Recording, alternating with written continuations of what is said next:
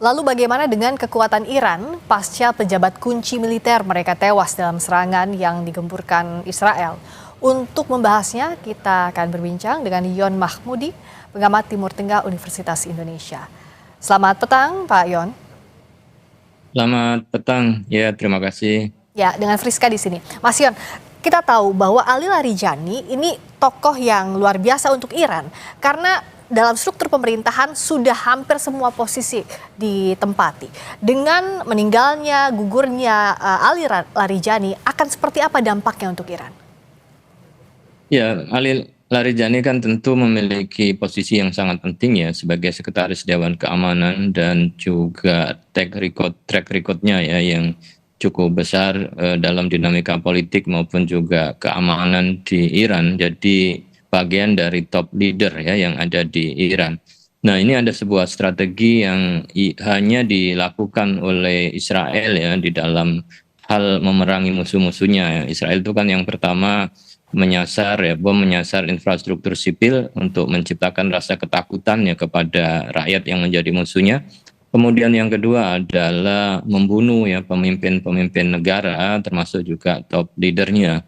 Dan ini sudah dipastikan bahwa operasi model seperti ini adalah operasi yang diinisiasi oleh Israel ya. Sementara Amerika sendiri tidak memiliki model strategi untuk menghabisi, membunuh top leader ya secara khusus ya yang itu sangat berbeda dengan model operasi yang dilakukan oleh Israel. Nah, tentu terbunuhnya top leader ini menunjukkan bahwa ada aspek keamanan ya di Iran sendiri yang agak rapuh karena biar bagaimanapun informasi keberadaan top leader pasti juga ada sumber yang menyampaikan sehingga target sasaran rudal itu bisa tepat. Dan tentu Iran juga sudah mempersiapkan sedemikian rupa ya pengganti-pengganti setelahnya di masa perang ini dan tidak mempengaruhi semangat mereka untuk melawan Amerika dan juga Israel. Artinya kan mereka sudah terbiasa ya dengan mati satu kemudian tumbuh 1000 untuk bisa mempersiapkan perlawanan, dan setiap pemimpin yang ditunjuk nampaknya juga sadar betul ya bahwa mereka juga akan menjadi target pembunuhan ya setiap saat, sehingga persiapan perubahan kepemimpinan itu bisa segera dilakukan. Hanya saja ini walaupun top leadernya sudah menjadi target, tidak akan menyurutkan ya semangat Iran untuk terus melakukan perlawanan balik bahkan semakin kuat ya kepada Israel dan juga Amerika.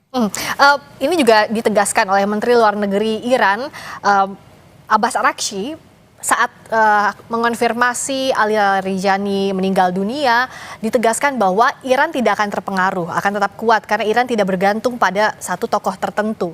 Nah, sementara Israel tampaknya jumawa dengan meninggalnya Ali Larijani. Sebenarnya kalau kita baca secara clear peta politik di Iran, apa yang akan terjadi pasca ini dan siapa sosok yang bisa menggantikan Ali Larijani yang merupakan politisi senior di sana?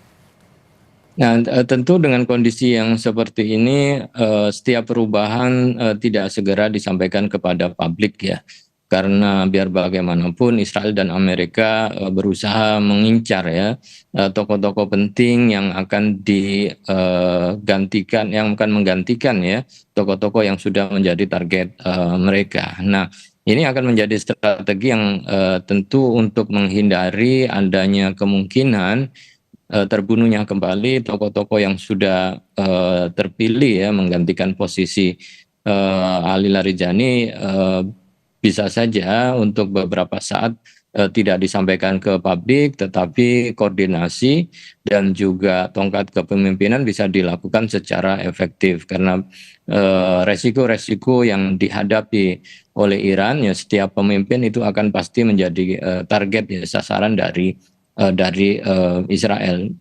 Tokoh-tokoh saya kira di balik Dewan Keamanan saya kira juga sudah ada ya nama-nama yang kemudian akan dimunculkan, tetapi dalam waktu dekat nampaknya juga tidak segera dipublikasikan karena mengingat masalah keselamatan dan juga untuk menghindari adanya serangan yang dilakukan oleh Israel yang memang menyasar tokoh-tokoh atau top leader ya dari Iran itu.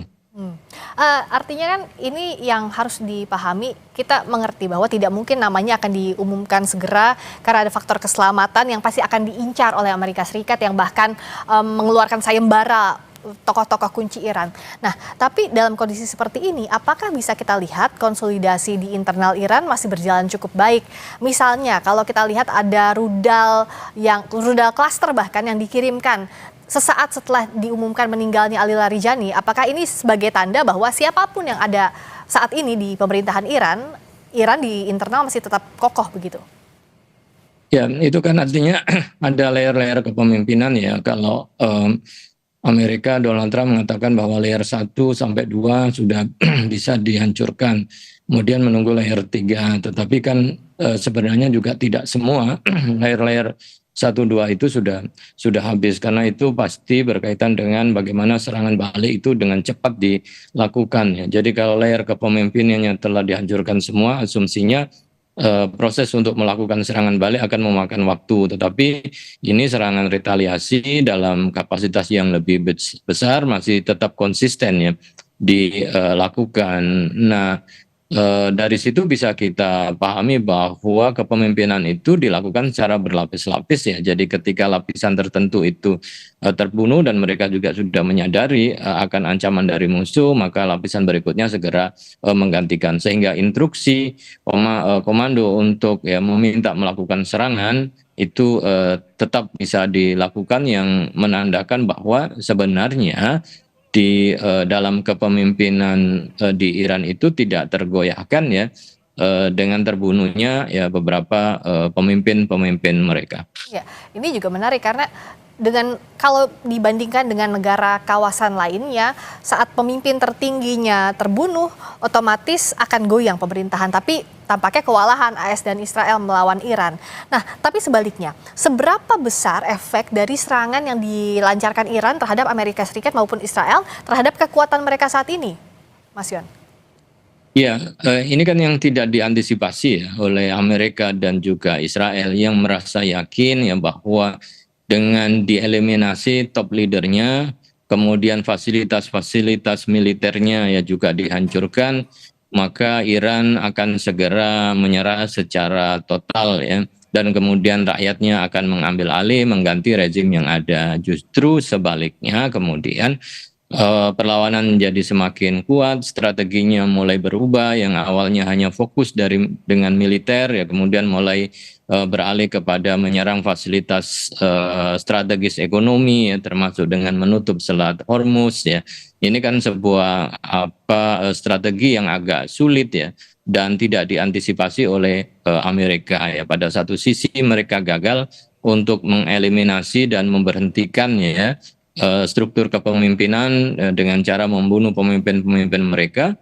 Dalam satu sisi justru sebaliknya mereka semakin kuat dengan strategi-strategi baru yang itu menjadi semacam kejutan-kejutan yang mengkhawatirkan bahkan mencemaskan Israel dan Amerika. Amerika sendiri kan merasa semakin terjepit sebenarnya, kekuatan untuk melakukan penyerangan dan pengeboman kan semakin kendur sebenarnya, karena meminta dukungan dari negara-negara NATO, kemudian sekutu-sekutu lama, tetapi nampaknya tidak mendapatkan respon yang positif. Dan sementara di dalam negeri sendiri juga Amerika mendapatkan penentangan ya tentang rencana perang ini. Nah, pada satu sisi sebenarnya legitimasi ya perang yang Amerika yang disebut dengan illegal war ya, perang yang tidak legal itu mendapatkan penentangan. Pada satu sisi mereka tidak bisa membuktikan bahwa Iran benar-benar telah dilumpuhkan dan dihancurkan, tapi sebaliknya masih terus melakukan serangan-serangan baik kepada pangkal militer Amerika maupun juga ke wilayah Israel.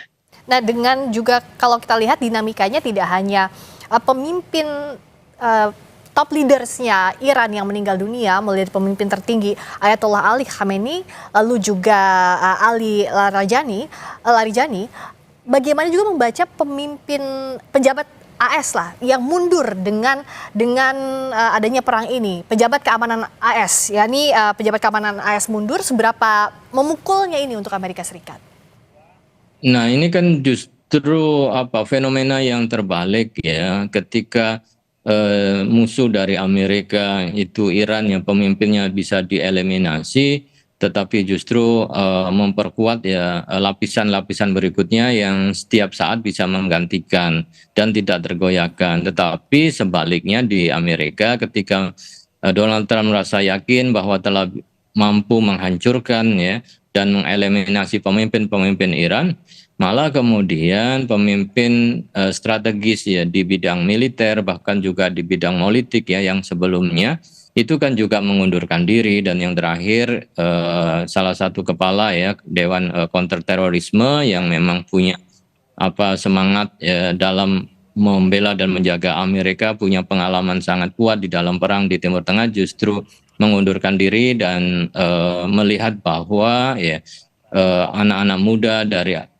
orang-orang Amerika, rakyat Amerika itu tidak ya boleh kemudian dikirimkan untuk berperang atas nama yang dilakukan oleh Trump dan juga Israel. Ini kan saya kira pukulan telak juga ya terhadap Amerika yang dipimpin oleh Donald Trump ketika beberapa figur-figur penting justru mengundurkan diri dan menolak perang ya.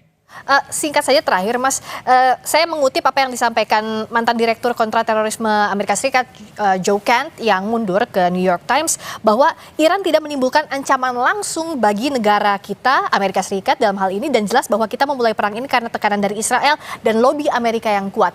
Apa dampaknya ini terhadap perang yang sedang berlangsung? Apakah akan mengarah ke eskalasi atau justru malah deeskalasi? Nah, ini artinya bahwa mulai timbul ya kesadaran di kalangan elit di Amerika bahwa perang ini adalah bukan untuk Amerika, tetapi lebih dominasi kepentingan oleh Israel, dan Israel memanfaatkan Donald Trump. Nah, strategi-strategi yang dilakukan oleh Israel saya kira akan mendominasi ya perang ini, dan itu bukan berasal dari kebiasaan Amerika di dalam perang, termasuk membunuh pemimpin negara, kemudian mengeliminasi pemimpin-pemimpin yang terlibat dalam negosiasi dan sebagainya. Saya kira kondisi Amerika di dalam semakin rapuh karena pendukungnya semakin berkurang, termasuk juga beberapa pemimpin utamanya juga tidak mendukung perang yang dianggap ilegal ini. Dan apakah tensinya akan semakin memanas pasca ini? Akan kita lihat perkembangannya detik demi detik yang tidak bisa ditebak juga kalau kita melihat dari mulai 28 Februari hingga hari ini. Terima kasih banyak Mas Yon atas ulasannya di Sapa Indonesia Malam. Sama-sama. Assalamualaikum warahmatullahi wabarakatuh. Waalaikumsalam warahmatullahi wabarakatuh.